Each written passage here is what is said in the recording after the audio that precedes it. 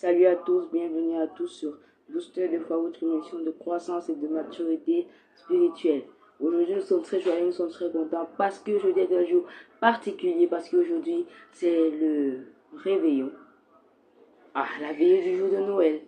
Nous sommes très contents. Je souhaite à chacun d'entre vous un joyeux Noël. Je souhaite à chacun d'entre vous une année bénie en avance. Je souhaite pour vous que l'année 2026 sera une année de grâce, l'année de la résurrection, l'année de la prospérité financièrement, dans le mariage.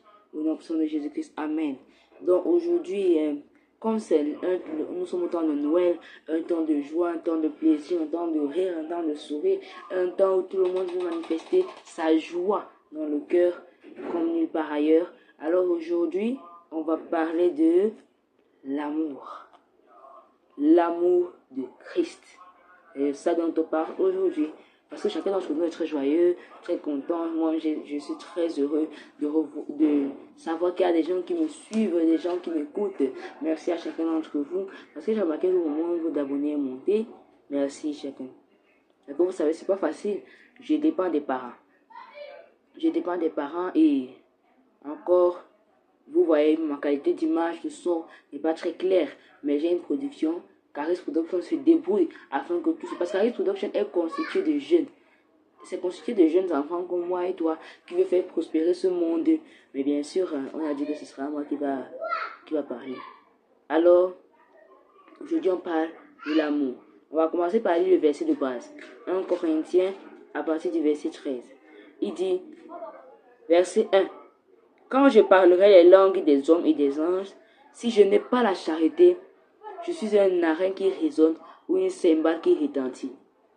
Au verset 2. Ok, on va aller doucement. Au verset 1, il dit que quand je parlerai la langue des hommes ou la langue des anges, s'il n'a pas d'amour, il est un narin qui résonne ou une cymbale qui retentit, sans aucune conscience en fait. Ça veut dire que c'est l'amour qui construit l'homme, c'est l'amour qui bâtit l'homme. Et si l'homme n'a pas d'amour, ça veut dire qu'en lui-même, il ne résonne pas. Il ne fait que bavarder, mais ce n'est rien. Alors, en lui, il n'y a rien. Il dit au verset 2, et quand j'aurai le don des prophéties, la science de tous les mystères et toute la connaissance, quand j'aurai même toute la foi jusqu'à transporter les montagnes, s'il n'a pas l'amour, il n'est rien. Même s'il maîtrise toute la magie du monde, même s'il peut tous les pouvoirs, même s'il a la capacité, la possibilité de tout faire dans ce monde, même s'il a la force de Dieu, s'il n'a pas cet amour, laisse-moi te dire que sa vie n'est pas bâtie sur ce qui devrait être. Il dit au verset 3, et quand je distribuerai tous mes biens pour la nourriture des pauvres, quand je livrerai même mon corps pour être brûlé, si je n'ai pas l'amour, cela ne me sert à rien. L'amour dont il parle, parce que là maintenant, il nous dit que s'il se sacrifie, s'il donne sa nourriture, ça veut dire que là maintenant, quand il parlait de l'amour, mais là maintenant, c'est pas l'amour de Christ, c'est pas l'amour de Dieu. L'amour de Dieu, si tu as cet amour-là, maintenant c'est là où quand tu te sacrifies, quand tu donnes ta nourriture, quand tu vends ton corps pour que Jésus soit glorifié, là maintenant, c'est l'amour de Dieu qu'on cherche. Maintenant, il dit, dans le second, on dit la charité, mais dans la version suivante, on dit l'amour. Il dit, si la charité est patiente, elle est pleine de bonté, l'amour n'est point envieuse, l'amour ne se vante point, elle ne s'enfle point d'orgueil. Il dit, l'amour est patiente. Donc cet amour qu'on doit manifester, elle est patiente. Mais on va parler des caractéristiques plus tard. Elle ne fait rien de malhonnête, elle ne cherche point son intérêt, elle ne s'irrite point, elle ne soupçonne point. On va s'arrêter au verset 10. En tout cas, il dit, elle ne se réjouit point de l'injustice, mais elle se réjouit de la vérité. Elle excuse tout, elle croit tout, elle espère tout, elle supporte tout. La charité ne périt plus jamais. Les prophéties prendront fin, les langues cesseront, les connaissances disparaîtront, car nous connaissons en partie et nous prophétisons en partie. Mais quand ce qui est parfait sera venu, ce qui est partiel disparaîtra. Lorsque j'étais enfant, je parlais comme un enfant, je pensais comme un enfant, je raisonnais comme un enfant. Lorsque je suis devenu un homme, j'ai fait disparaître de ce qui était de l'enfant. Aujourd'hui, nous voyons au moyen d'un miroir, d'une manière obscure, mais alors nous verrons face à face. Aujourd'hui, je connais en partie, mais alors que je connaîtrai comme j'ai été connu. Maintenant, donc ces trois choses demeurent, la foi, l'espérance et l'amour. Mais la plus grande de ces choses, c'est l'amour. Amen. Jésus a dit qu'il vient chercher son épouse. L'épouse est basée sur la foi du mariage. Le mariage est construit sur l'amour. Et tu ne peux pas te marier à quelqu'un que tu n'aimes pas. C'est comme ça, c'est déjà dit. L'amour, le mariage bâtit l'amour. Le mariage est construit sur un amour. Donc si Jésus vient chercher son épouse, l'épouse là qu'il vient chercher, c'est ceux qui l'aiment. C'est ceux qui s'attachent à lui, c'est ceux qui le cherchent, c'est ceux qui le veulent, c'est ceux qui le... Comment dire? Qui s'aspirent à lui. Même moi, j'étais comme Paul. J'avais l'habitude de toujours partager, toujours être généreux, très amical. Mais j'ai constaté que l'amour là que je manifestais au moyen des autres n'était pas l'amour de Christ. Et je suis venu d'enseigner quel est cet amour de Christ. Il dit que l'amour de Christ est là. Il nous donne les caractéristiques au verset 4. Il dit, la charité est patiente. Elle est pleine de bonté. Ça veut dire que l'amour attend. L'amour se calme, l'amour ne se précipite pas.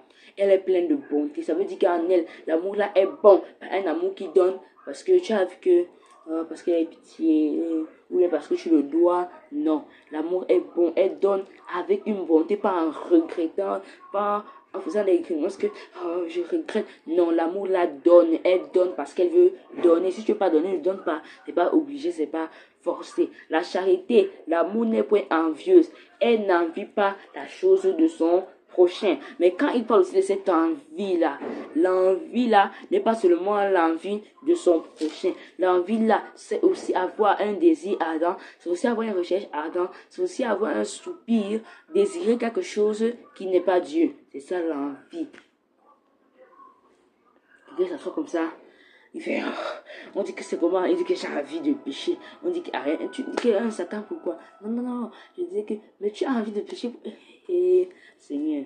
Il dit que la charité ne se vante point. Elle ne s'enfle point d'orgueil. Tu ne dois pas être orgueilleux. Tu dois, en tout cas, elle ne fait rien de malhonnête. Tu dois être très honnête. Ça, c'est des choses qu'on apprenait dans mon église chez les enfants.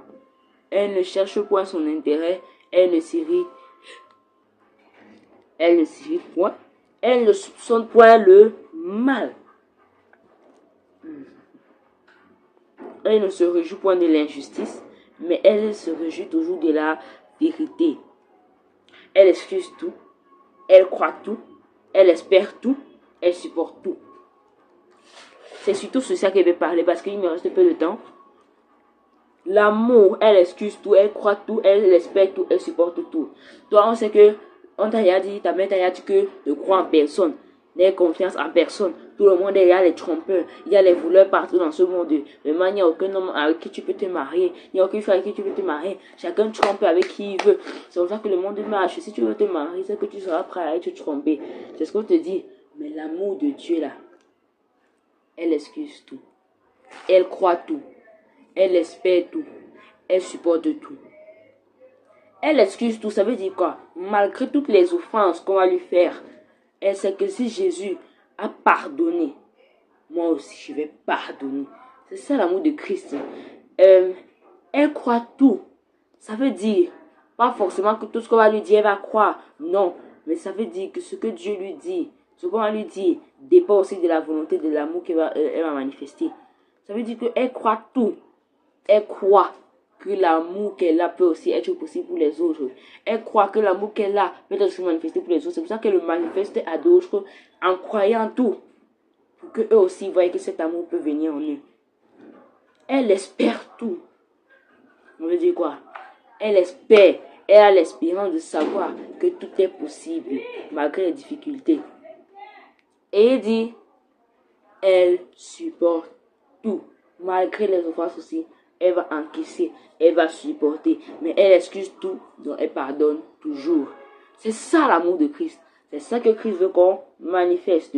Donc il y a la foi, il y a l'espérance et il y a l'amour. Mais le plus important, c'est l'amour. Dieu veut qu'on ait l'amour. Et l'amour de Dieu, c'est quoi? L'amour agapé. Jean 3, verset 16.